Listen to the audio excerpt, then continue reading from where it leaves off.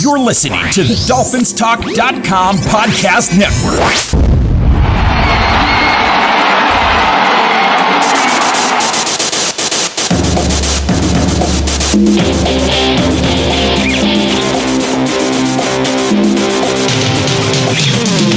You're listening to the DolphinsTalk.com podcast, the most listened to daily Miami Dolphins podcast on the internet. Come on, Dolphins fans. Time to fins up. All right, Miami! Miami's got the Dolphins, the greatest football team. We take the ball from goal to goal like no one's ever seen. We're in the air, we're on. Good morning, Miami Dolphins fans. How are you today?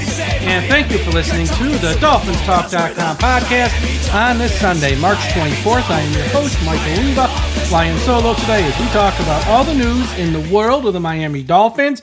Got a few things here to talk about. I'm going to talk about that clip that's sort of gone viral on social media of Joel Klatt, Nick Wright, Fox Sports talking about, trade to draft a quarterback. I'm going to just get that down to the brass tacks and tell you why to ignore that. Also, we'll talk about Odell Beckham some more. He visited with Miami on Thursday, didn't sign. I'll give you my thoughts on that. And also some draft strategies that the Dolphins might want to look into in about a month when we get to the NFL draft. But before we get to any of that, as always, a big shout out to everyone listening at finheaven.com. Everyone go to finheaven.com, the largest Miami Dolphins message board on the internet. Also, a shout out to our friends at the I Am a Miami Dolphins fan Facebook page, run by the great and talented Carlos Hernandez. Everyone, if you're on Facebook, please be sure you are a part of the I Am a Miami Dolphins fan Facebook page. And wherever you're listening to this podcast, subscribe. Whether it's Apple Podcast, Spotify, YouTube, Podbean, Podchaser, Audible, you name it, we're on that platform. Make sure you hit that subscribe button. We have shows in the off season almost every day of the week. When we hit draft season, we're probably going to have shows every day of the week, and you're not going to want to miss an episode. We have had you covered all throughout this off season. When news breaks, we are there. When there's reports and rumors, we are there. So you don't want to miss an episode of the DolphinsTalk.com podcast. And before we start with today's show, just want to wish a very special happy birthday to Miami Dolphins general manager Chris Grier, as it is his birthday today. Happy birthday, Chris. Enjoy your day and have a good one. Okay, let's start with this. And this sort of was out there last month when Joel Klatt of Fox Sports, he is their lead college football analyst, put out his mock draft about a month or so ago. When it came to Miami's pick at 21, he said, Dolphins should take Michael Penix Jr. He's a better fit for what Mike McDaniel wants to do. And he wouldn't pay Tua, look to trade him. Okay. Well, he put out his latest mock draft last week, and he's still not moving off that stance. Miami should draft Michael Penix, move on from Tua. Then it was another show with Nick Wright, who also at Fox Sports, who I actually like a lot. I think he's very intelligent when it comes to sports. Whether you agree with him or not, he's very intelligent. On this topic, though, he's wrong. He was like, I think Miami should trade. Look, here's the deal, folks. They can say that, and that's fine. Everyone's entitled to an opinion. And it's out there, the clips. Everyone's entitled to an opinion. They can say what they want. We don't have to agree with it. That's why people are like, why do you even share those clips? Why not? It's just someone with an opinion. You can listen and be open-minded enough and hear an opinion that we might not agree with. Here's the reality. It's not happening. The Dolphins are going to give Tua a big money contract extension and lock him up long term. Is that the right thing to do? I don't know. Do I agree with handing him a deal where he's going to make on average $45 to $50 million a deal? I don't know if it's the right thing to do, but that's what's going to happen. That's the reality we live in. It's not going to happen today, and it probably won't happen tomorrow. Maybe it happens in May, June, or July. There's even been numerous reports from folks like Adam Schefter, Ian Rappaport, who are saying the deal's going to happen, but because the money's so big and the contract's going to have so much language in it, when you're talking about these quarterback contracts, you just don't throw them together in a day like you do with a wide receiver or a linebacker or a safety. It takes months because this money is huge. You're talking $45 to $50 million per year on average, wherever the final number lands. That's going to take a while, but it's going to happen. So, I mean, it's nice. I mean, those guys, probably don't follow the Dolphins day in, day out. They might not know what's going on like the ground level. So if they want to say Miami should trade Tua, move on and draft Michael Penix or whoever, great. Just not going to happen. It's like I could watch a movie, change the ending in my mind. Great, that's not the movie ending. So, and again, I don't know if it's the right thing to do for the Dolphins to pay him all this money to. You can make a case either way, but that's not. And people have made the case either way. Well, here's what I do know: it's going to happen. So it's like it's out there. People can talk about whatever they want. Again, I'm not going to silence opinions. I'm not going to censor people when there's content about the Miami Dolphins. It'll be up on our website, on our Twitter feed stuff, because that's what it is. We show all content about the Miami Dolphins, whether you agree with it or not.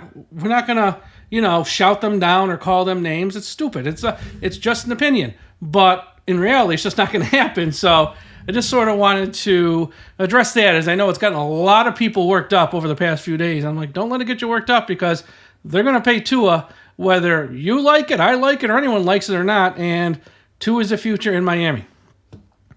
Odell Beckham Jr. visited with the Miami Dolphins on Thursday. He did not sign a contract, and that's okay. I mean, here's the deal. So, I've never seen a player. This was announced like late Wednesday from the Miami Herald stuff that the Dolphins have interest in Odell Beckham. Then a few hours later, Josina Anderson reported he will be in Miami on Thursday.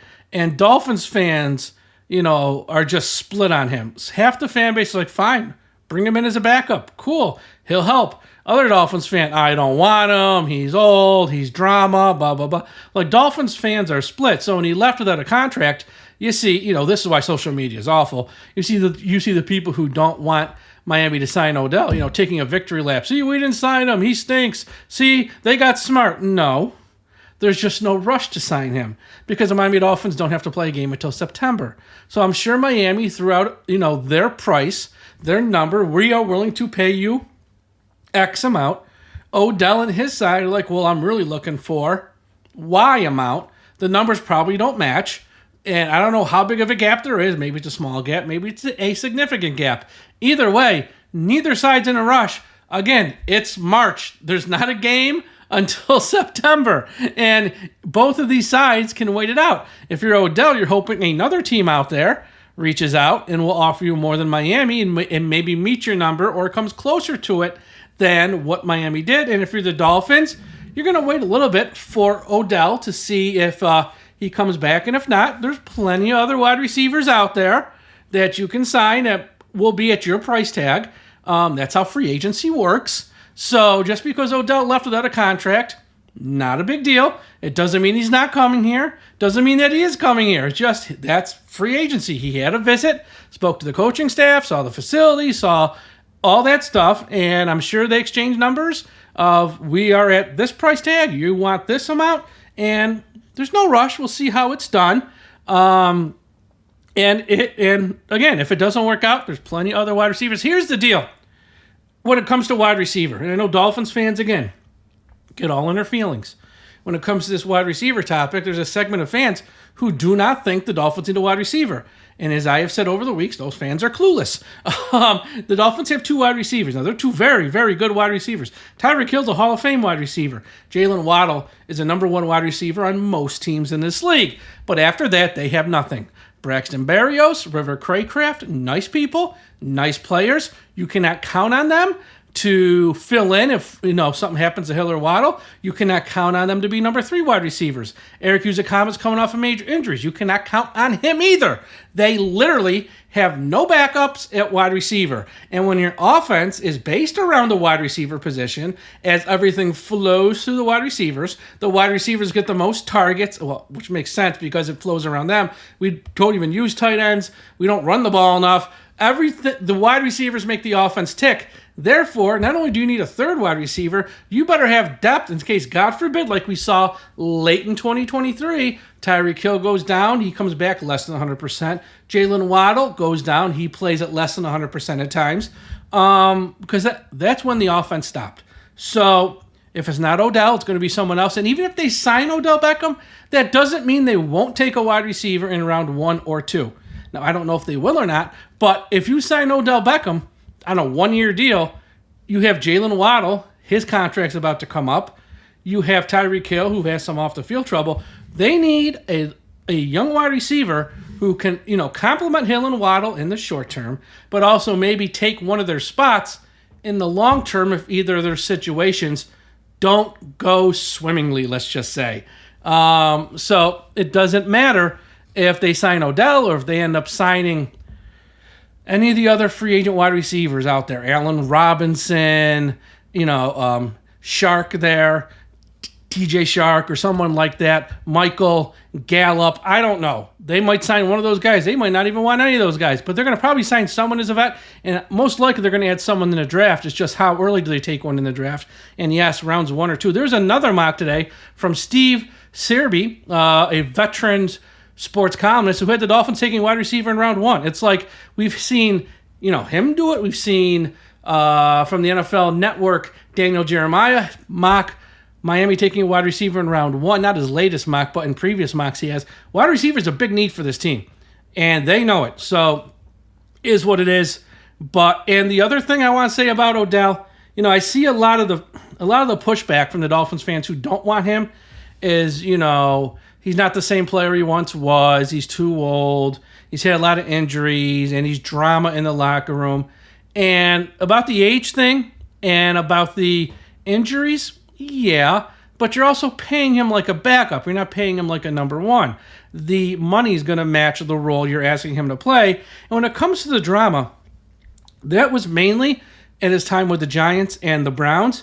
The last 2 teams he played for, the Rams, where he won a Super Bowl, and the Ravens, he's been fine. There's been no drama. In life, people do change. People do grow. So, yes, Odell the player isn't the same guy he once was, but Odell the person has seemed to grown up and become a true professional. So I wouldn't worry about Odell being like a locker room cancer. That's just, those are the buzzwords fans say when they don't want a player. They just make up a narrative and throw it on a guy and tag him and hope enough people like it and agree.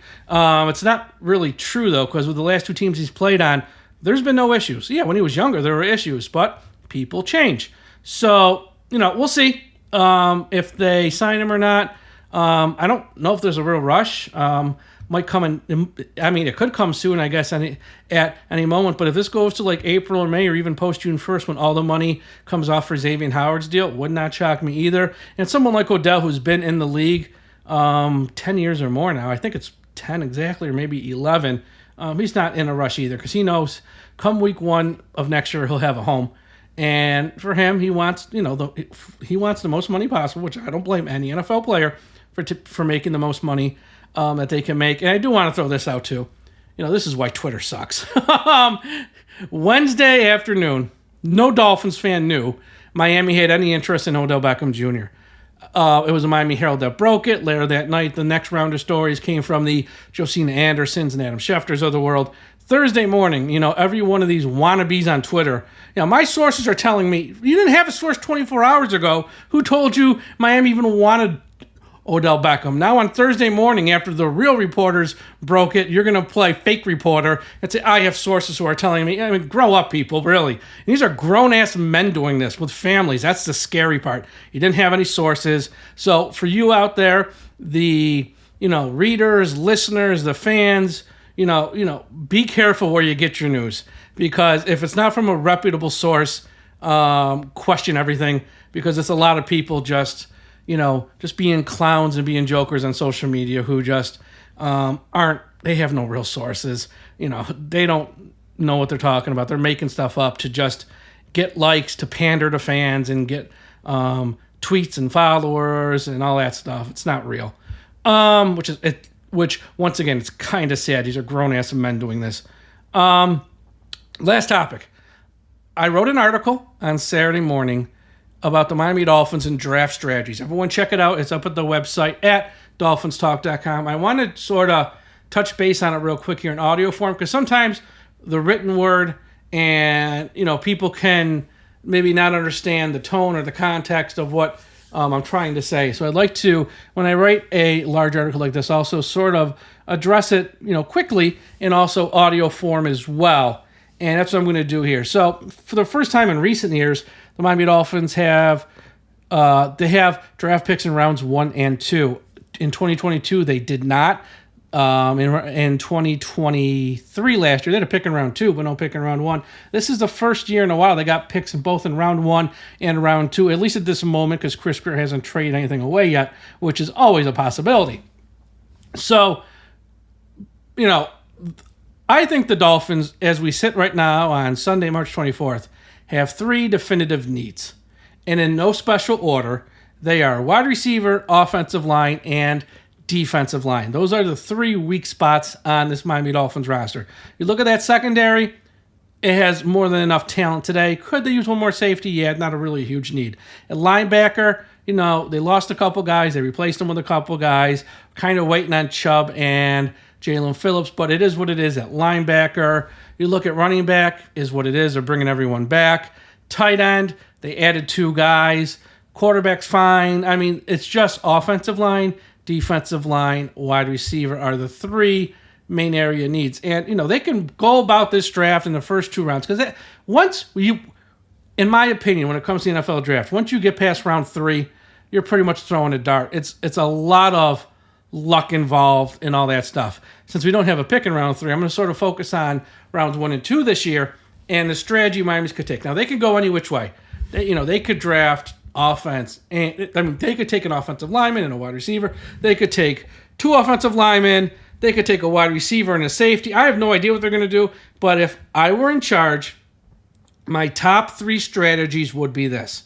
And again, these are in no special order. Strategy number 1 is double down on the defensive line. Rounds 1 and 2. Here's why. Again, you look at that defense. That secondary has the potential to be very good. I'm not going to say great, but very good. Linebacker, they brought in Jordan Brooks. You have David Long. Shaq Barrett as your edge rusher. Jaylen Phillips hopefully back sometime by October. Chubb, we'll see. They got linebackers. Even behind them, you got someone like O'Reilly who can fill in there and for some depth. They're okay at linebacker. They haven't taken like a real step back there. It's really the defensive line that's a big hot mess in that you lost Christian Wilkins, you lost Raekwon Davis, and all you got left is Zach Sealer. Now, they did sign 5 guys, but those 5 guys are career backups.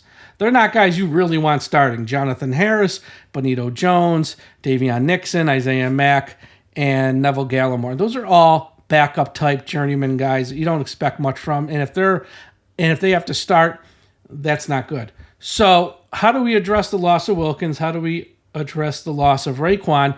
Because the secondary is very good. Linebackers are good. If you can get, halfway decent production from your defensive line, you got a chance to be really good this year on defense. But right now, that line is bad. It's really bad. So round 1 and round 2, just take 2 defensive linemen. That's a strategy. Because then, on once...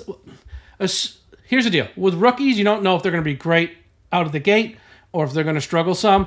But if you take 2, you hope one of the 2 can at least be a real good contributor in year 1. And if you get lucky, both of them can be real good contributors in year 1. So I threw out some possible scenarios, and there's a bunch of names. But at pick 21, maybe you get Byron Murphy from Texas or Jerzon Newton from Illinois. If one of those 2 are there at pick 21. And then at pick 55, it gets a little trickier, but there could be the other tackle from Texas, Tavondre Sweat, or the kid from Clemson, whose name I'm really going to butcher, Rook Arroyo. I hope I said that right. Or whoever. But you take 2 defensive linemen in rounds 1 and 2, and then, yes, you still have to address offensive line. You still have to address wide receiver. But again, maybe you do go out and pay Odell Beckham at wide receiver, then take a kid in round 5. Or maybe you wait and see if Connor Williams is going to be able to play this year. You sign him, and then when, for the first month or 2 of the season, it ain't going to look great. But when he comes back, maybe you'll move over Aaron Brewer to right guard to replace Robert Hunt, Connor Williams at center. You got Armstead, you got Austin Jackson, and you let, Lester Cotton, Eichenberg and stuff fight it out at left guard, whoever. That's, not the end. It's not great, but it ain't the end of the world. But you at least solidify the other side of the ball, and you get 2 young guys in there that you can develop over the next 4 to 5 years to hopefully be long-term answers on your defensive line. That's one strategy. The other strategy 2, is fill the holes on offense. Ignore the defensive line. Just sign a bunch of guys like we did, 5 that are career backups. Maybe take someone around 5 or 6 late. Hope you hit pay dirt. And you just hope out of all those 5 or 6 guys, 1 or 2 step up and, can hold their own as starters. But strategy 2 is you fill the holes on offense. As I said, the holes, wide receiver, offensive line. You can go either way. So let's do it this way. Round 1, you take wide receiver. Round 2, you take offensive line. Some of the scenarios that way. Pick 21, you could take you take one of these guys, Brian Thomas Jr., Adonai Mitchell, Troy Franklin, Xavier Worthy, all quality wide receivers who maybe Brian Thomas is off the board. The other 3 will be there at pick 21, but all guys who are expected to go somewhere around pick 21 or slightly after. And then for your offensive lineman in round 2, you could take Zach Frazier, the center from West Virginia, Christian Haynes, the guard from UConn, Cooper Beebe, or Kingsley, here's another crazy name, Sumanata out of BYU. Some of those guys are guards, some are center, some are offensive tackle. If it's a tackle, you can play him inside 1 year at guard, then he takes over for Armstead next year. So that's a strategy where we're going to, we can't fix everything at once. Screw the defense right now. Let's just fix the offense. And we add the 3rd wide receiver for all the reasons I mentioned earlier, and we get an offensive lineman who we hope year 1 can start. If not, by year 2 they start, and year 1, maybe middle to end of the year, if they have to play, they can contribute and become a starter then. Or you can do it the other way, where you take the offensive lineman first in round 1 and the wide receiver second in round 2. If you do it that way, obviously round 1, you got Troy Fatanu from Washington, Graham Barton from Duke, Jackson Powers Johnson, Oregon, Emeritus Mims from Georgia, Tyler Guyton from Oklahoma. You take one of those guys rounds 1. Again, guards, center there with Barton and Powers Johnson. The other guys are all tackle, but you can play them 1 year at guard. Then in pick 55, you go wide receiver, Ricky Pearsall, Xavier Legette, Roman Wilson. One of those guys, possibly. And you just, say it's an offensive league. We're going to fix the offense. We'll worry about defensive line in 2025, and we'll just try to outscore folks this year. And we lost Wilkins. We lost Raekwon. We just can't afford the money to sign any real guys on that side and free agency in those roles. And in the draft, we just looked at other positions and prioritized that. That's strategy number 2. Now, strategy number 3 is the most interesting one. And again, there's a ton of strategies. I'm just giving you my top 3, my opinion. Number 3 is best player available. And this strategy is never wrong for any team. I'm just wondering for the Dolphins this year, though, if it's the right strategy to take. Now, again, if they take this strategy, not going to knock it, because best player available, you will build the best roster in the league over time.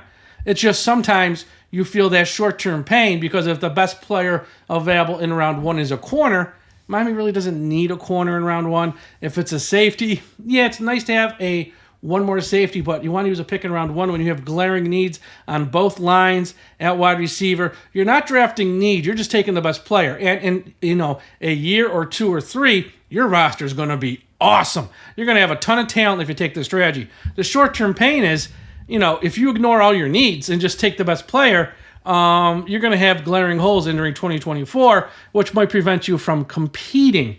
So this strategy works, though, and it's still a top 3 strategy because, again, in a year or 2 or 3, if you have patience, which I know most fans of the Dolphins right now do not have patience, including myself, I will raise my hand, your roster is going to be really, really good. But it does also work against you in the short term because, they have glaring holes on both lines of scrimmage. Miami's offensive line cannot pass block.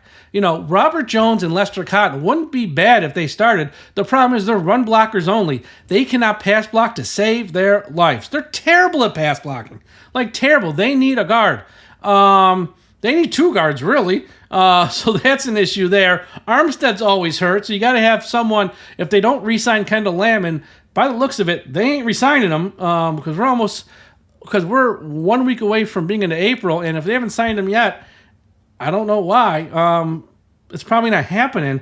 So they need offensive linemen who can pass block, especially if you're going to invest $50 million or $40 million per season, whatever the number ends up being into Tua. You want to give him guys who can protect him and block, and you also want to give him weapons to maximize your big investment. So they really need offensive. And then on the other side, like I said, no Raekwon, no Christian. How are you going to stop the run? I mean, who's going to be the guys up front that can make an impact play? Because right now, Zach Sealer's going to see a lot of double teams.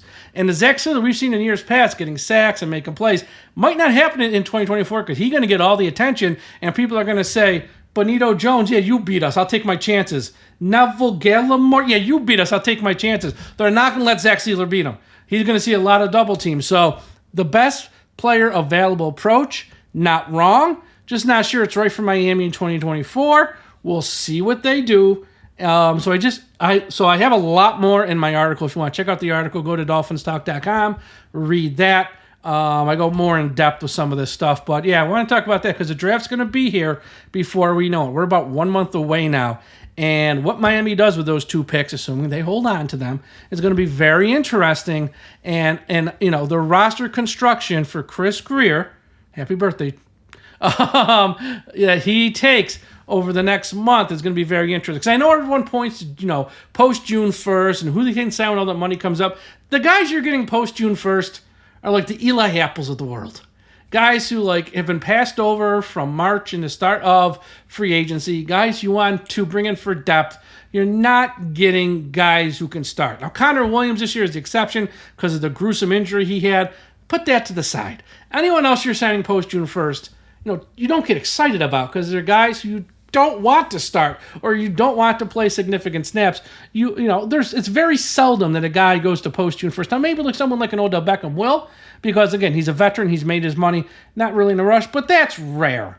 That's really rare. I think, you know, in the next month or so, 4 or 5 weeks, you're going to have, you know, I don't want to say the finalized roster for the Dolphins, but a very good idea what this roster is for 2024 and what they do, how they address offensive line, defensive line, and wide receiver are the 3 big question marks they have to answer from now till then.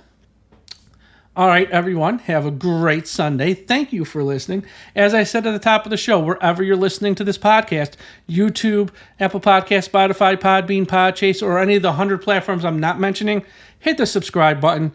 Hit the subscribe button. You don't want to miss an episode when they drop. We have so many great hosts, so many talented hosts, a wide range of opinions. So if you don't agree with one host and what they think, there's probably another show with another host that you might agree with that you might enjoy more. We have you covered when it comes to Miami Dolphins like no other outlet. And again, as I want to say more, thank you very much for supporting us, for listening to our shows. We really appreciate it. Without you, there is no us. And your support means the world to us. So we thank you for being part of the DolphinsTalk.com family as we take this wild ride and all the twists and turns following our favorite team, the Miami Dolphins. So everyone have a great Sunday. We'll talk to you again after a while. And folks, don't forget, we must put an end to highway profanity. Thank you for listening to the DolphinsTalk.com podcast. Be sure to visit DolphinsTalk.com every day for all of your latest Miami Dolphins news.